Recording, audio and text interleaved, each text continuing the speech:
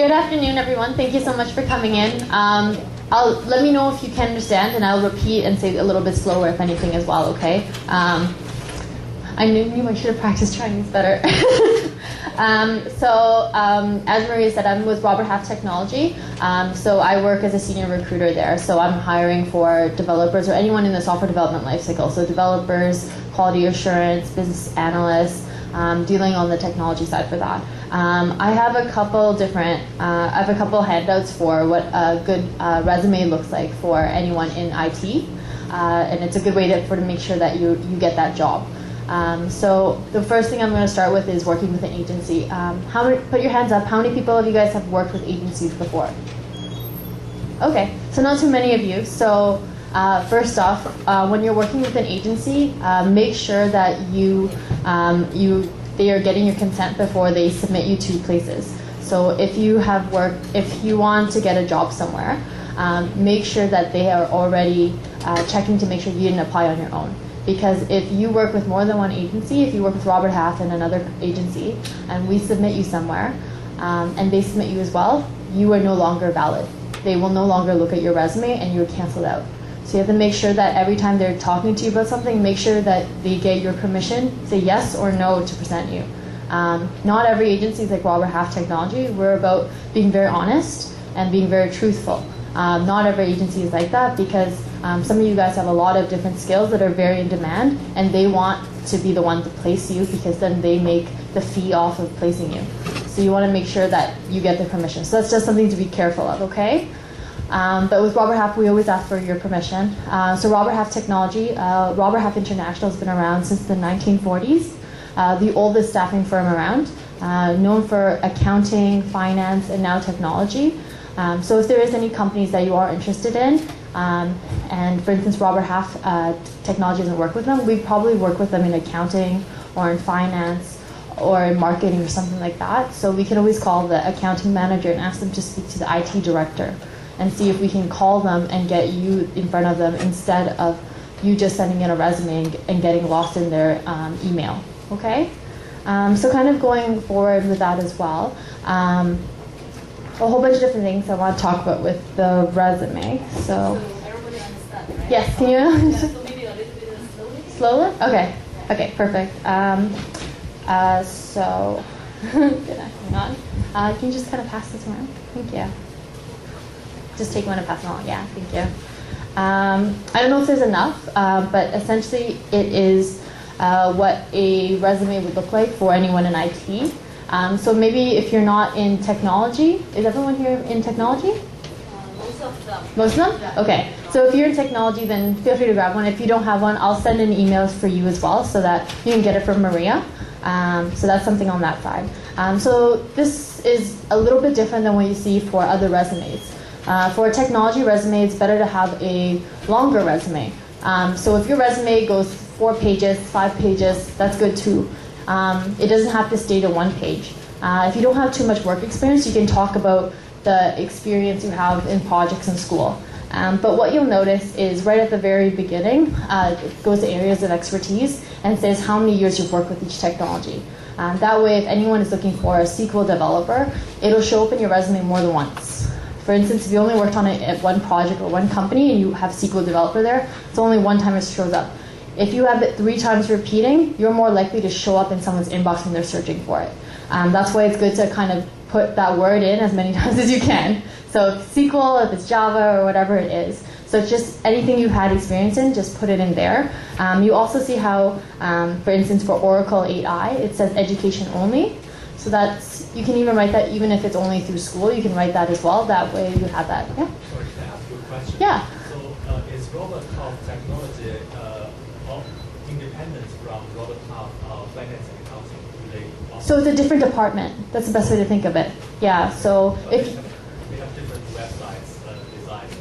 If you go to roberthalf.com, you can click all the different ones. So it'll take you to a different part of the website. That's all. Yeah. But if you are you looking for a finance job? Is that why? I'm kind of between finance and IT, so I'm Okay. not sure which one to look into exactly. Apply to both. talk to both people. So you'll have my card, and I can take a look at your resume as well. We can kind of go over it as well, and it lets us kind of go through it as well. So if any one of you guys are supposed to meet me last time, sorry I was sick. Do you have an extra resume? I don't think there's any more. I'm gonna. You can ask Maria. Oh yeah, okay, yeah, I'll do that. Hang on, 1 second. Sorry. Hi, can you actually photocopy a couple of pages for us? Because we ran out. Yes. Good idea. Okay. So, do you mind sharing one? I'm just gonna grab. Actually, please, yeah, just grab that one. Yeah. Perfect. Thank you. Sorry. Thank you. I just need that one so I can go through it.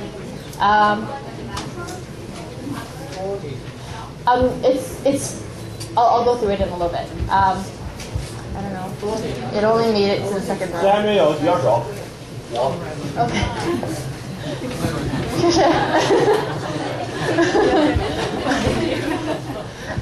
Okay, so she asked the question only for developers.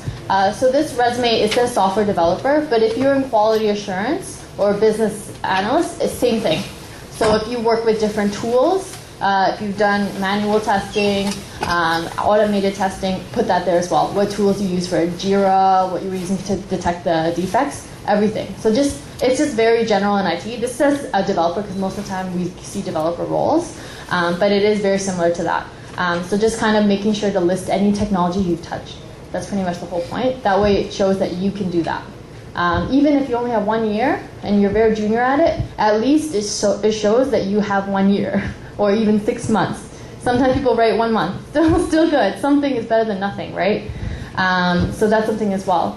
And then kind of where you see career highlights. So this is something that's really quick because, to be very honest, a lot of people don't read past the first page, which is why you need to be very specific on what you're writing here as well. So these are anything that you've, for instance, given a company back. So for instance, if you were doing a test, user test on an application, and that test you were able to detect, I don't know, 15 defects, and you were able to shorten the amount of time that you have to go back. That's very important, and by shortening that amount of time, you save, $3,000. That's very important to write there. So it's something like that. Very important just to kind of write down any number value that you've given them if it's money. So everyone wants to save money. So that's a good thing on that side, and it's better for them to know that they're bringing you on, and you're going to save them money, so they pay you money. Okay, so that's something on that side. And also you'll see there that it's repeated again, the technologies. So what technology you use to do that. If you were developing using non-relational databases, right, that you did it with NoSQL, or using Hadoop if you were using relational databases. So just kind of putting in as many terms as possible. So resume is just about repeating it as many times as possible. So that's something on that side. Just going right to the professional experience. On the second page, it got cut off. The second page, it actually shows technical environment. So having the technical environment is very important because that allows us to also see, once again, all of the technologies that you worked on that project or at that workplace. So it's very good for them to be able to see that because even though you might have maintained an application and kept it running and added a couple modules, it'll actually let them see that you worked with Windows Server 2008. You were working with SQL. You're working with whatever it is. And again, repeating the same terms. So it's a lot of that repetition that you'll see on that side. So that's kind of the main thing on there. The other thing you'll see is that the titles for the jobs are very generic. It'll either be senior software developer or programmer analyst. I would say be as specific as possible. So again, repeating it. If you were a J2EE developer, write in J2EE developer. So that's pretty much my biggest advice on that in regards to your kind of resume. So that's just speaking to the resume in general. The next thing is in regards to pay rates. I'm sure all of you would like to know about getting paid. How many of you guys have worked contract before? So not full-time, where they pay you only for 3 months, and you only have that job for 3 months or for 6 months. Has anyone done a contract before? Okay, yeah. So when you were working on a contract, did they ask you to become incorporated or open up your own business? Well, do we ask are you incorporated or not? But it's up to you actually. Yes. Normally, but the rates pretty much different, and also some agents for the same position could be it varies depends on the budget. But I mean, the company when send out to the vendors, probably they give the budget to all the Yes. the company, the agency. But agency probably depends on the candidate's different experience. They rate it slightly different, maybe up and down a little bit. There's some difference, and depends on different agents. But I come across a lot of I come across some experience like they're within 1 hour they're by about 5-6 different agents call me for the same condition. So when I ask one agent, they say how much rate are you looking forward to that, and I would say, oh wow, depends on my experience. I would say some rate, but I think also I say case by case because different agents offer different rates, so they will provide other numbers. But when the other agent comes up calling me, I would say like, oh, because that one calling me for that rate, would you provide the same rate or even higher? So I want to little bit sell myself a little bit up, but on the other side, the agent sort of have their like a bottleneck. I would be like, because they also want to make money out of my head. So that's the case I come across, and I'm not, of course, I dealt with some like a small agents but as well as some like a big ones. But I have never come across with your Robert That's Hub. okay, yeah. So I thought I will say that it's being honest, being truthful. So I believe Robert Hub should be provided some like a very standard benchmark of the rate in the market. So as Marie was talking about the salary guide, every year we produce what market is going for. So the rate that whenever I talk to any developer, if they're a Java developer and they say that they want, I don't know, they want $60 an hour because they've been doing it for 6 years and they've been maintaining it and keeping up to date with all the SQL servers and any kind of integrations. I honor that, and there isn't about talking them down. It's about keeping that information, and we put everything into our system so that we get an understanding of what the market trend is. So even though if people are having a lower rate for paying you, I wouldn't budge on that. I would say stick to your rate as much as you can, because that rate is how much you're actually worth. So that's kind of where I want to go on that side. So if you work contract, he brought up becoming incorporated or not, it's your choice. So if you're working on a contract, there's no benefits, but you do get to work on that project right away. It's very quick. So if you're unemployed, if you're not working, you can start the next day, or you can start in the next week. It's very, very quick. Versus if you are working full time, usually they have to do a background check. They have to go through a lot longer process. It takes about 3 to 4 weeks before you actually start, because you go through 1 interview, 2 interviews, 3 interviews, 4 interviews. You meet with the next person and next person. So it's a little bit longer, that process, but full time, obviously you get the benefits as well. So there's 2 sides to it. Contract is if you're looking for work right away, but the thing you have to keep in mind is if you're working on a contract, you don't have time to learn. They want you to come in and be able to do the project right away, because they're paying you for every hour.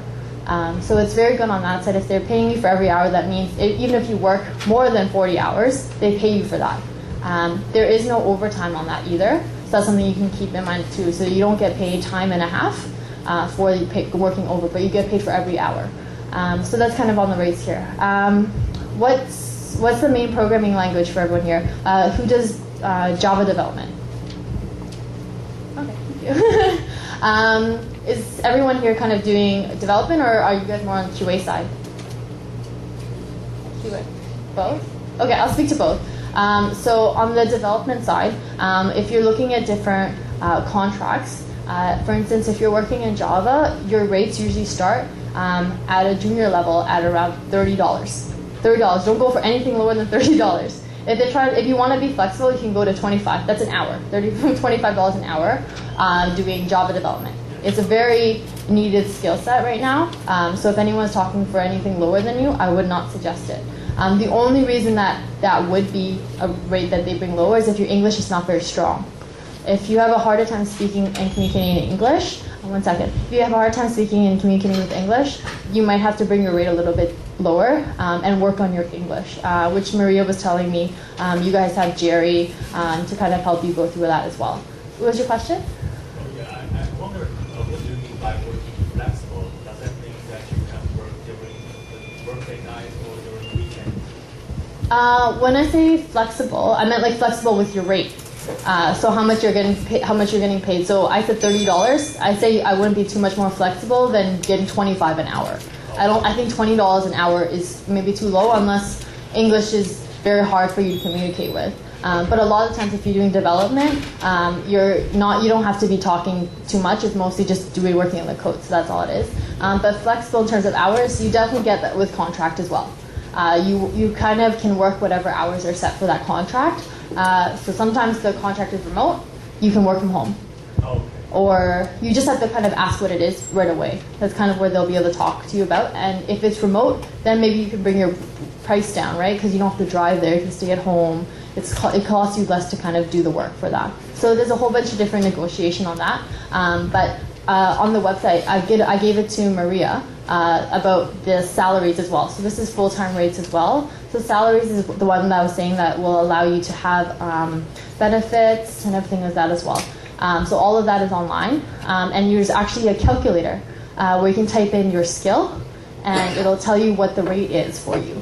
So you can actually look to see what it is, and that way you are basing it on research, not on what someone is telling you they should pay for you. So that's a little bit better on that side. So you know one agent saying another agent saying this. Every agent's trying to make money. So you need to make sure you're honoring your own skill, okay?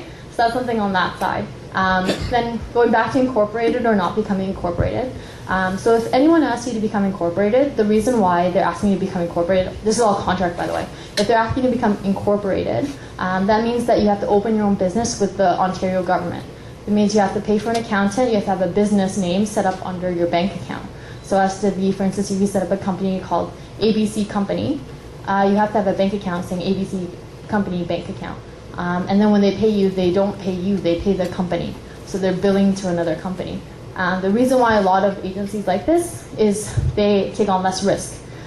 So if you didn't become that, you would be either a sole proprietor or you just be an hourly employee. That means they have to contact the CRA and make sure they get you your tax form for your T4. They have CPP, which will cover for a Canadian pension plan. They also have to cover for your vacation pay. So that's 4% on top of whatever rate you're getting. You get that as well. So there's a lot of more liability that they take on, and you can almost see a $5 to $7 difference an hour, which adds up to a lot. Did you have a question as well, or oh, you're trying to get the forms? Thank you. They're just passing it around. It'll come to you. Yes.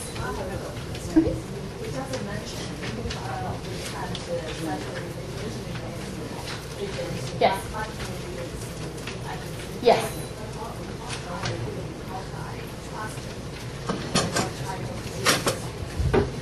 So to trust an agent, her question was about how do you know which agent to trust? So you don't. That's the scary thing, which is why I said with Robert Half, of course, we're publicly traded. You can buy our stocks on New York Stock Exchange. Everything's very public. So we try to be as honest as possible. Not every agent will be, because some people just run an agency, very small agency. So the only thing I would say is you have to make sure that they only have so much of your information and your consent. But I've worked with some really great developers. Just now, actually, I just had a really good SQL developer that I wanted to get working at Ontario School Board, but they had already been presented by another company. And he said that he didn't give them permission, but we can submit him. So he ended up getting the job, though, so that's good. So either way, you'll still get the job. It just might not be with the person you want to work with. So either way, they're working for someone else. So the end goal is, if you want to work for the school board, at least they got you the job with the school board. It just might not have been through Robert Half, it might be through another person. So that's the only thing on that side. And then you know for future, take back all your stuff from there. So ask them to remove me from your files. I no longer want to work with you because you guys did that without my permission. Because sometimes there's the problem where an agent isn't paying you anymore. The good thing with Robert Half, so just so you know with agencies as well, not every agent will pay you right away. For instance, with Robert Half, we will pay our consultants even if our client hasn't paid us. So for instance, the school board, if they don't pay their bill to us, we pay you still. But some people would not pay because they don't have the money to pay you right away. So that's the good thing on that side, working with a bigger agency. So that's the only thing. So ask those kind of questions when you are talking with your agents as well, no matter who they are. Okay, so that's kind of on that side. But going back to being incorporated or not, it definitely takes on more risk. You also have to get your own insurance. And insurance, once you're incorporated, is about $30 to $40 a month. Obviously, that isn't that much compared to how much more you get an hour, because $5 to $7 more an hour is a lot more money. But it's very important to get insurance. If an agent doesn't tell you to get insurance, get it anyways, because it covers you for $2 million in damages. So for instance, if you go to the school board and you work on their server and the server crashes, they can sue you for all of it. So because you're an independent contractor, they can sue you for that. So you have to make sure you get the insurance so that it'll cover you for that. So always get insurance. If you're going to work independently in contract, always get insurance, okay? Because a lot of agents don't tell you that because they figure that they'll lose you as well when they ask you to pay for something else on top of it. To get incorporated as well is you can do it on your own through the Ontario government website. It's $200 to register your own company and business. I say this because a lot of other agencies also say they can do that for you, and they charge you a lot more money, and they take a lot of your own personal information, for instance, your address, your postal code, your SIN number, all of that. So be very careful with how that works because it's on the government website. You can go to canada.gov.ca, I think, or just Google the Canadian government website for it. I'm going to give my business card out, so you guys can also email me for this as well. And then you can sign up on your own. Okay, so that's the other thing as well. Not to make sure that they don't end up doing that as well, because a lot of people take advantage of immigrants, and so you want to make sure that they don't do that to you. Okay, so that's kind of on that side. Yeah, I think that's pretty much what I want to talk about in regards to all of this. The current jobs I'm seeing a lot more of is right now, a lot of it is in Microsoft .NET. So if you're doing ASP.NET, C#, make sure that you are putting your resume up. So a lot of the times, a lot of agencies find and a lot of companies find resumes through job boards. So on Monster, Monster.ca, or on Workopolis, upload your resume. Make sure that you have your phone number and your email there. That way they can call you or email you about jobs. You saw at the very top, at the top of the resume, it says your name and then software developer. So you write your name and then the position you want. Because then it'll automatically, the people calling you won't be calling you about an accounting job if you're not looking for accounting. So it helps out with that as well. So your name and then, quality assurance or business systems analyst. So that's something on that side as well. Yeah, so that's everything on there. Any other questions? Anything you want to ask specifically? Compare the marketing .NET developer and Java developer. Yeah. Okay, so Java, definitely Java. You can charge a higher rate. For instance, I was saying it's $30. Someone starting is about $25. Senior developer on the Java is usually almost getting $80, $90 when .NET is getting $70, $80. Difference, big difference, an hour. So there's a big difference on that side. But definitely when you see the link that Maria will send out or put on the Victoria website for the salary guide, you can also Google if you want Robert Half Technologies salary guide. It'll give you the calculator and you'll see the difference. But the difference is that there's more need and demand right now for .NET developers. So even though you're getting paid less, there's more job openings. Java right now, not so much. So that's kind of not as much. So I'd say probably 70% .NET, 30% I'm seeing Java roles. Just right now at the end of the year, if you ask me in April, in spring, almost everything was Java.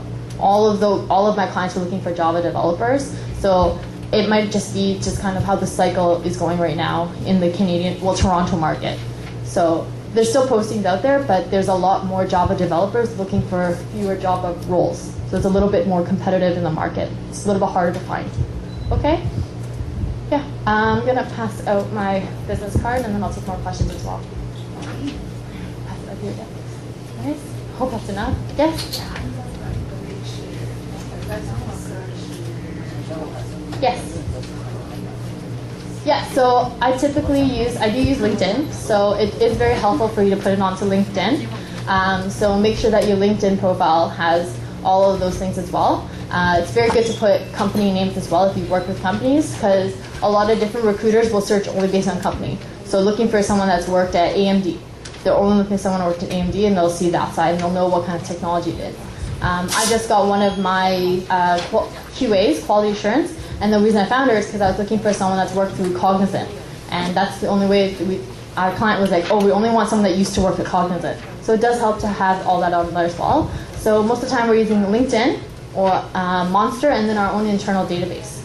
So I say register on all the big companies. So all of my competitors, for instance, Randstad or Tech Systems or IQ Partners, and of course Robert Half Technology. Register with us on the website, because then you end up in their database and they'll call you even if there is an order they didn't put online.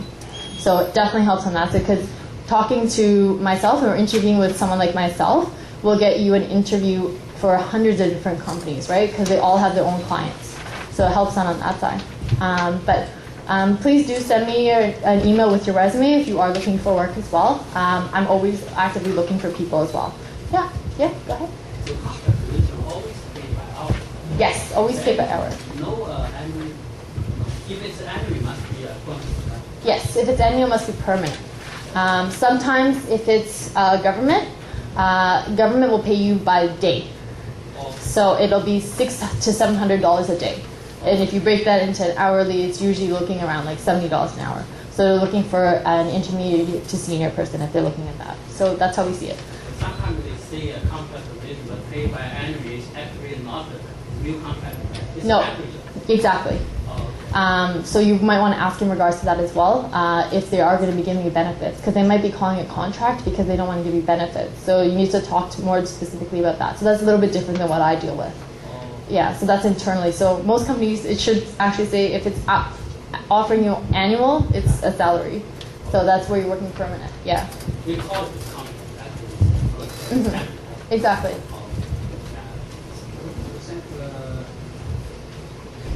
The job agency like prefer the in-house than rather than sole proprietor? No, there's a little bit of a difference. So he asked if the agency prefers incorporated or sole proprietor. So if it's sole proprietor, the business name is under your own name.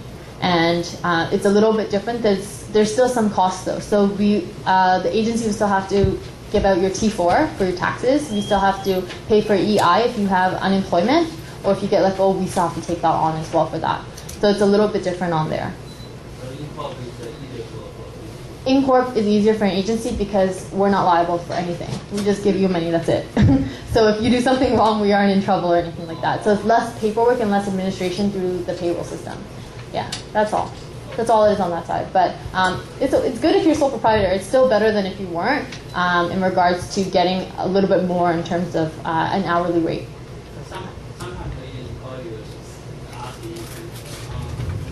Yes. Yeah.